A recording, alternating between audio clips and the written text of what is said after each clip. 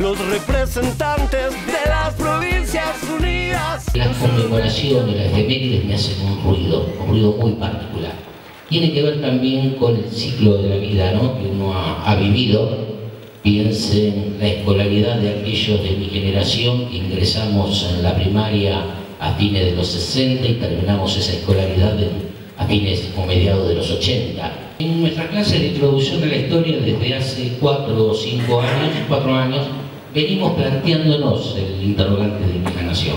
Creo que todo aquel que sea, por un lado, se esté formando como profesor de historia, y todo profesor es un investigador, debe ir pensando la relación que existe entre el relato del pasado, la historia científicamente elaborada, y la relación con la nación.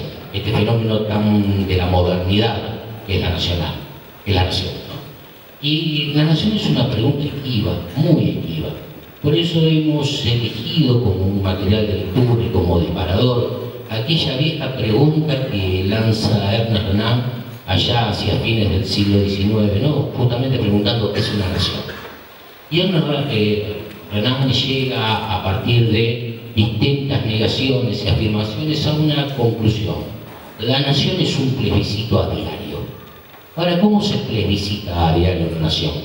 ¿Cómo hacemos para que un pasado no vivido por el individuo sea rememorado, vuelto a recordar? ¿Cómo recuerda aquello que no vivió? Allí entran en juego las significaciones del pasado, las conmemoraciones. La conmemoración siempre se hace y se elige desde el presente. Así, la recordación del pasado bajo la forma de subtitulización garantiza algo: la ciclicidad. Sabemos que todos los años se va a volver a repetir. También la escuela es productora de consensos y hegemonías, y allí el discurso del pasado bajo la forma de la efemérides cobra un sentido muy particular. Fíjense en algo de esta ritualización y esta ciclicidad, ¿no? El niño que entra a la escuela sabe que en abril se va a encontrar con Malvinas.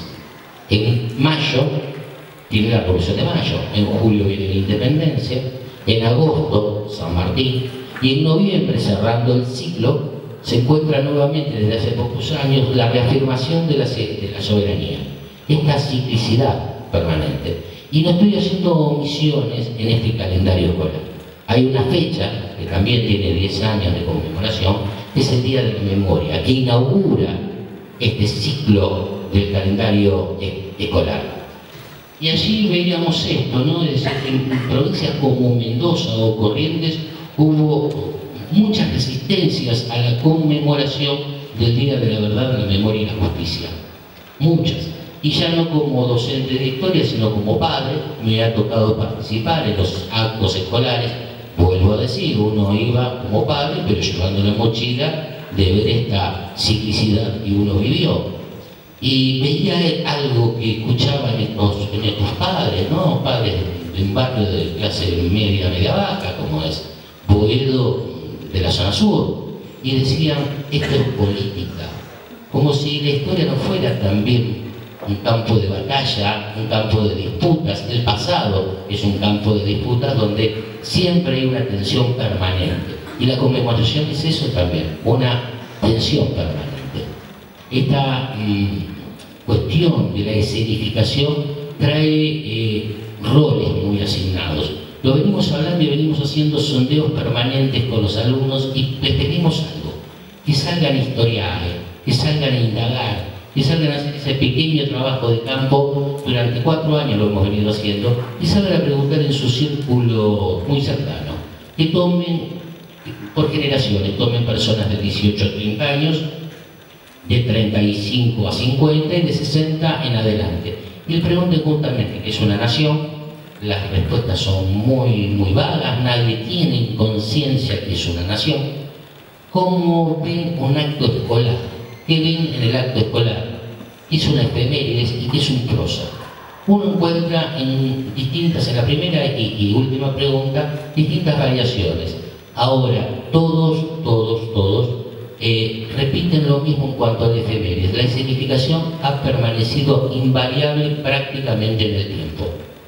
Es decir, la escuela no cambia esa mirada del pasado. De esa manera la nación es plebiscitada en un orden simbólico que no puede ser alterado, es decir, es una significación permanente. De esa manera se logra algo, la fijación de una identidad nacional. Los próceres son siempre los mismos. Declaramos la independencia y la soberanía de las provincias.